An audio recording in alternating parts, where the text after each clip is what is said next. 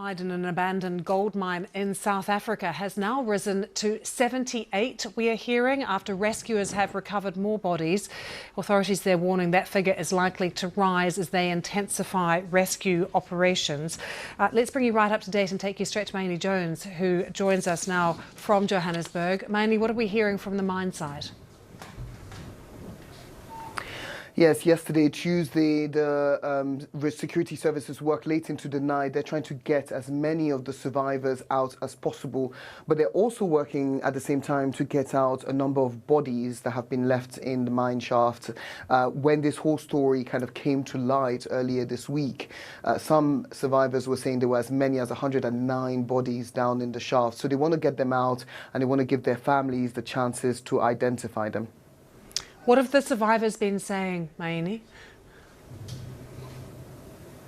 So unfortunately, we haven't been able to speak to them because they have been detained by the police after receiving some medical treatment. That's because the authorities say here that the activities that they were doing were illegal, that a number of them, the majority of them, according to the government, are illegal migrants. And so they've been arrested and will be prosecuted. But their relatives, who we spoke to when we were at the site yesterday, told us that all they want is for their family members to come out, that they have been advocating for months for the government to rescue the miners, that they understand that some of them may have been involved in illegal activities, but that they still feel they should have been rescued earlier so that they could have faced justice then. Could you give us the broader context, a bit more detail on how these illegal mines work?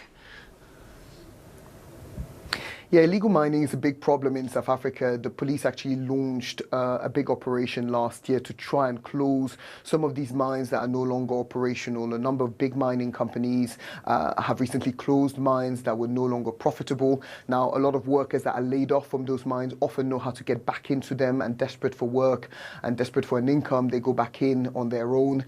This comes at incredibly risk to themselves and the local community, causes environmental damage, but there's also a lot of criminality attached to those mines. And here, these miners who are known locally as Zamas are often associated with crime. And so they haven't been getting much sympathy from the public, who say they shouldn't have been down there in the first place.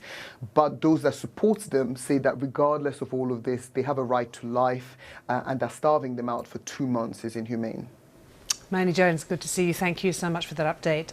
That rescue efforts do continue, so we are going to continue keeping across all those developments from outside that mine in South Africa as well.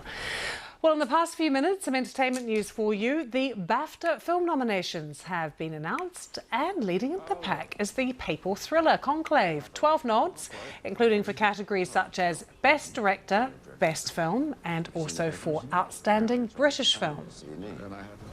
Spanish language musical crime and comedy film Emilia Perez followed with 11 nominations as well. The BAFTA Film Awards will be held in London on the 16th of February. So all of those nominations just starting to come in. We're going to bring you more on this throughout the day as well. And just another big moment in the British entertainment industry. The BAFTAs, of course, following after the Golden Globes and the Oscars.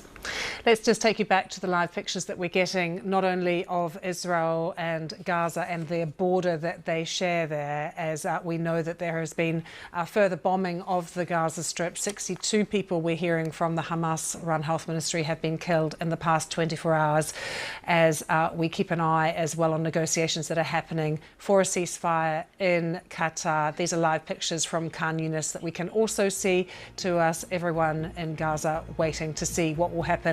Calls for a ceasefire deal now coming out of Gaza.